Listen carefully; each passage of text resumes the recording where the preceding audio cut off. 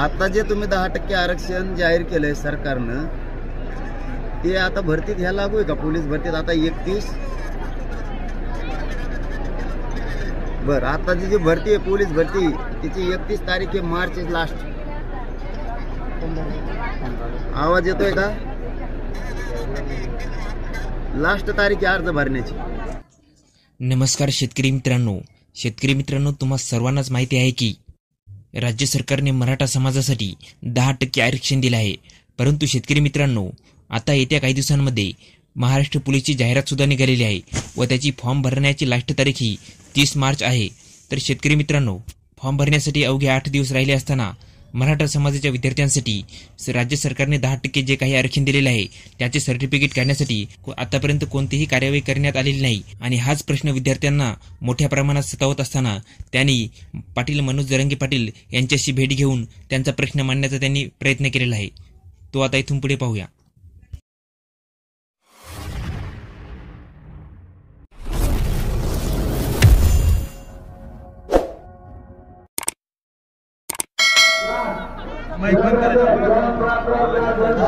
Mic बंद कर सांगा.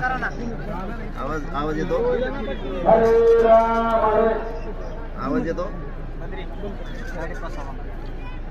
जे 10% आरक्षण दिलंय ना आता सरकारनं,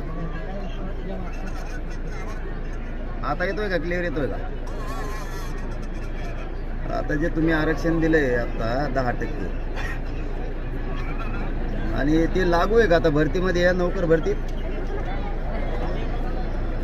जे तुम्ही 10% आरक्षण जाहीर केलंय सरकारनं, ते आता भरतीत ह्या लागू आहे का? पोलीस भरतीत आता 31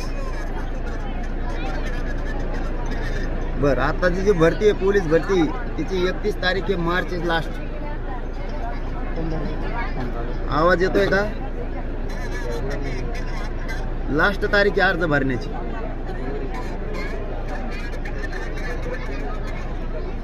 आता बीडचे पोरं, सुहास सुपेकर नावाचा मुलगा कलेक्टर ऑफिसला गेला होता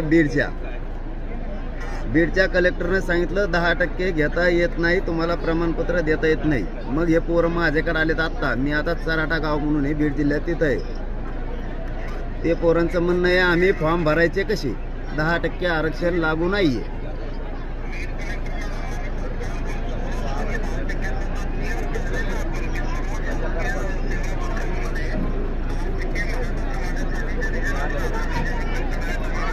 ते समाजाला आम्हाला 10% बरं का एकतर मान्यच नाहीये, पण दिलंय. आता काही पोरांचं त्यांना जर पोलीस भरतीत फायदा घ्यायचा असेल तर तो पण घेता येत नाही. आता ते कलेक्टर ऑफिसहून माझ्यापर्यंत आलेत.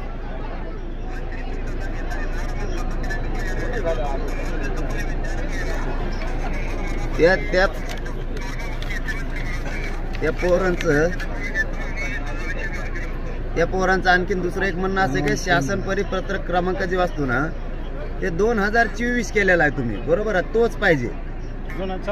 तर खाली 2014 कसं काय येतोय? म्हणजे ECBC 2014 होतं, सॉरी 18 ESBC होतं, ते ECBC होतं.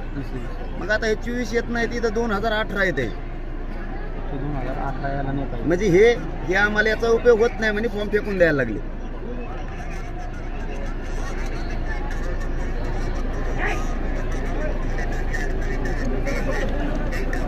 नाही आता तुम्ही तर मोठ्या मटानं सांगताय 10% दिलं, मग अडचणी कसं यायला पाहिजे पोरायला? मग आम्ही म्हणतो तेच खरंय ना, हे 10% काही कामाचं नाही.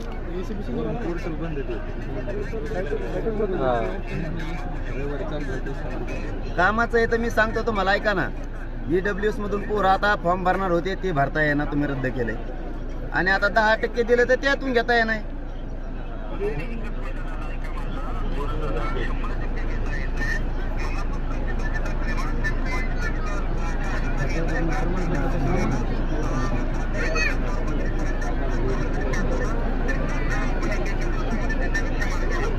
नाही मग हे उलटच झालं ना. शेवटी आता 10% तुम्ही मोकळ्या मनाने दिलं म्हणल्यावर लोकांना मोकळ्या मनाने घेता यायला पाहिजे ना. प्रत्येक पोराचं एक एक फोन लावायचं म्हणल्यावर मरतील ना हे लोक. ओपन पाहिजे ना, 10% ओपन पाहिजे डायरेक्ट. आता कुणी प्रमाणपत्र काढून तो त्याचं भविष्य आजमावू शकतो.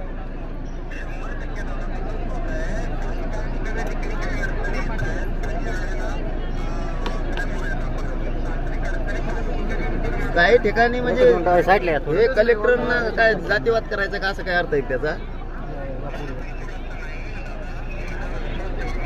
नाही बीडचेच कसं काय होत आहे, बीडचाच एसपी आणि कलेक्टर तुमच्या पुढे कसं काय जाते? बीडचा एसपी विनाकारण त्या पोरांवरती खोटे गुन्हे दाखल करायला लागले.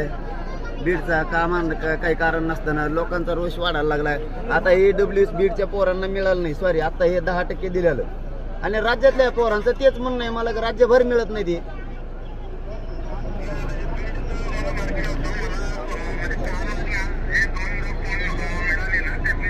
नाही नुसता बीडच विषय नाही, ऐका ना नुसता बीडच नाही, 10% दिलंयच तर ते गोरगरिबाच्या पोराला घेताच आलं पाहिजे खऱ्यानं. एक तर ते खोटं आहे, त्या मागणीच नव्हती, ते दिलं तुम्ही, ते घेता येणार. आमची ओबीसीतून मागणी आहे, ते दिलं नाही, हे दिलं तर हे पोरांना घेता येणार. तुम्ही सीएम साहेबाला बोला. संभाजीनगरला आंदोलन चालू आहे गोष्टी नसतं मग हे रद्द करून टाका आणि पटकून आमच्या ओबीसीला देऊन टाका, मोकळे व्हा. 8 दिवस राहिले. ओके.